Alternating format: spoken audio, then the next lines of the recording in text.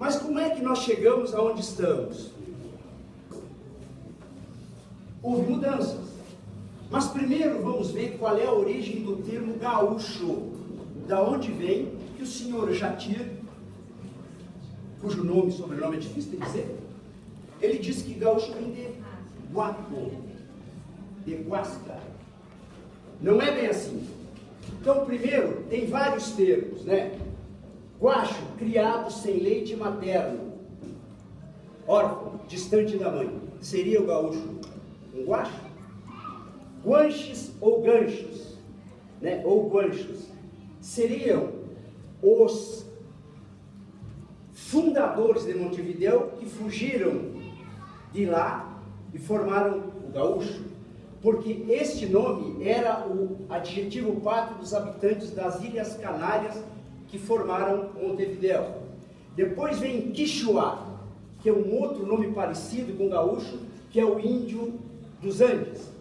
Depois vem o Xouxo, um termo árabe designado por pessoas que usavam chicotes ou instrumento de controle de manadas. Resumindo, todos os termos remetem à atividade agro-pastoril. De modo que as nossas origens estão na atividade campeira, por excelência, tá? Mas não se confunda gaúcho com o estancieiro do passado. Este não se misturava. O estancieiro do passado dava ordens. Ele era puro, ibérico, português ou espanhol, que tinha seus escravos e que liderava os movimentos todos no Rio Grande do Sul, né? E o início da transformação? Segundo a professora Ieda Kutfrey, a ascensão de Getúlio Vargas, que é um capítulo que eu quero falar, espero ter tempo, é que faz uma pequena mudança no gaúcho, porque Getúlio quis intencionalmente, como homem, né, estancieiro, dar uma visão de que o gaúcho não era aquele bicho primitivo que Capistrano de Abreu falava. Não, o gaúcho é um ser como outro qualquer. E isto começou a dar uma melhorada na visão do que é gaúcho e que veio a ser consolidado pelo Grupo dos Oito, liderado por João Carlos Paixão Cortes, mudando a visão do gaúcho. Ainda que a sociedade gaúcha, principalmente porto-alegrense, olhava o gaúcho sempre com desconfiança.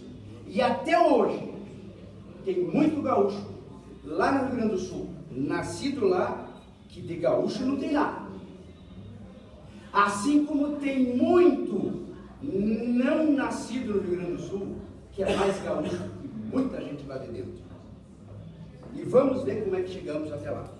Então, Getúlio Vargas abre a porteira, mostra que gaúcho também é gente, né? E aí me refiro ao adjetivo pátrio do Rio Grande do Sul, que também é gente.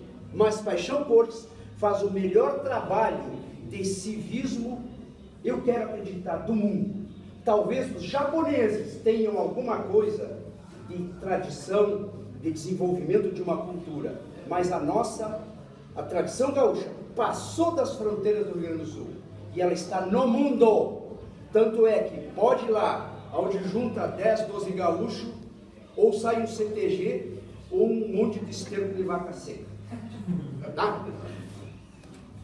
Então, vamos agora, visto isso, e eu peço perdão pelo atropelo, que eu quero me deter um pouco mais em alguns dos vultos que envolvidos com os destinos do Brasil, e não apenas do sul do país.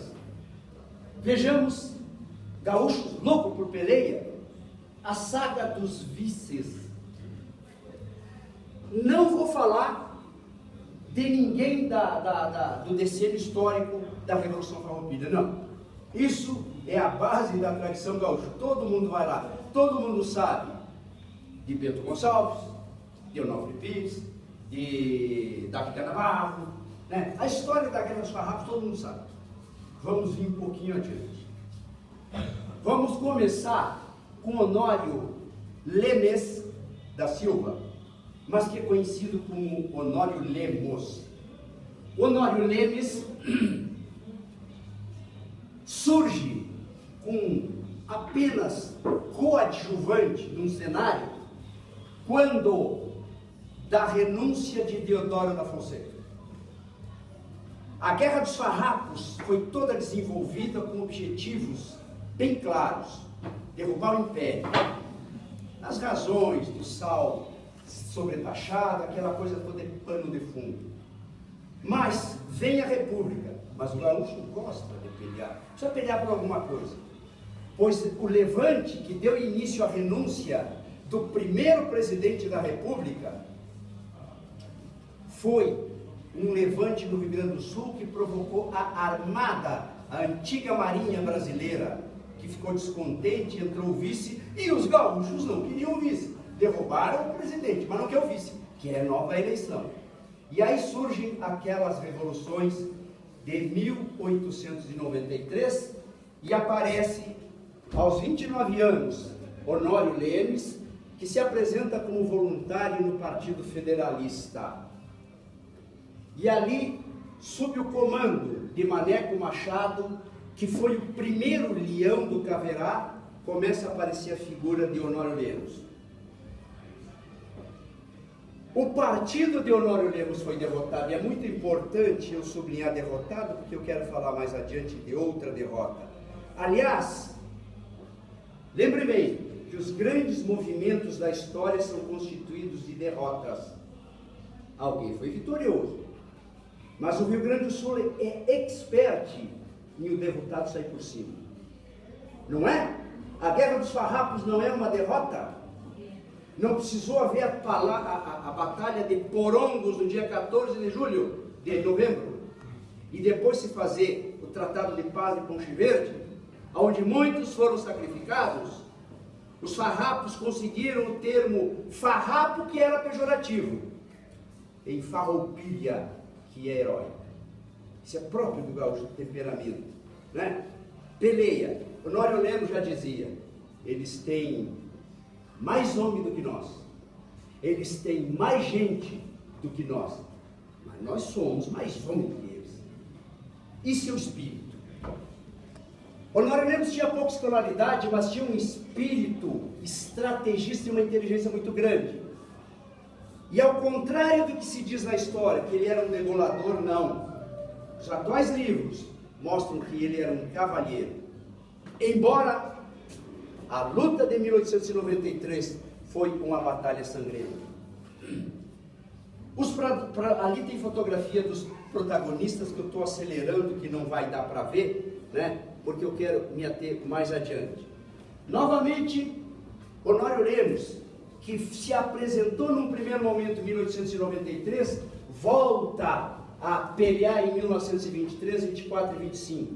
E aí, já como o segundo e o mais importante leão do Caverá, por ser um tropeiro que carregava as tropas para o frigorífico Armo, para o frigorífico Swift, ele conhecia na palma da mão toda aquela região. Foi chamado de tropeiro da liberdade, porque ele tirou todos os intendentes nomeados numa eleição fraudulenta, né? E foi comparado ao general von Rommel, o maior estrategista da Segunda Guerra Mundial na África, de Raposa das Coxilhas, enquanto von Rommel era chamado de Raposa do Deserto. Nessa época, os protagonistas eram os borgistas e os assisistas. Honório Lemos criou a técnica da guerrilha: avança e recua, usado posteriormente na Segunda Guerra Mundial pelo von Rommel e depois na Guerra do Vietnã. O próprio exército brasileiro homenageia Honório Lemos exatamente por essa técnica de guerrilha que ele desenvolveu. Do outro lado de Honório Lemos está uma grande figura, que é o Flores da Cunha. Como ocorreu em 1823, a chamada Revolução dos Cavalheiros, houve uma fraude nas eleições. Não houve quórum para eleger Borges de Medeiros, mas o Borges de Medeiros não aceitou. Por quê? Getúlio Vargas era deputado estadual, junto com mais 2 deputados, foram levar o resultado das eleições a Borges de Medeiros, que não deixou eles nem falar, não vamos fazer festa, etc. e tal. E ficou a coisa desse jeito. Então, houve, inicialmente, uma reação do Assis Brasil, né? E nós tivemos mais uma peleia do Honório Lemos, cujos detalhes nós não temos tempos para falar. Novamente, em julho, vem uma outra revolução, né? E, para isso, aliás, perdão, ainda em 23, essa revolução só termina indo o general, à época general, depois marechal, Fernando Setembrino, que era ministro da Guerra, e o então major Euclides Figueiredo, pai do ex-presidente João Figueiredo, para assinar dentro de um vagão de trem o final da peleia, né? E em 1925, Honório Lemos, para não sacrificar 1.700 homens que ele comandava, levantou a bandeira branca e se entregou. Um fato extremamente elegante que aconteceu. Honório Lemos entregou sua faca e sua espada para Assis Brasil, e o Assis Brasil devolveu um gesto semelhante acontecido com Bento Gonçalves, que assim, um homem como o senhor não pode andar desarmado, e se abraçaram. Quer dizer, não havia ódio pessoal, era uma briga de valores.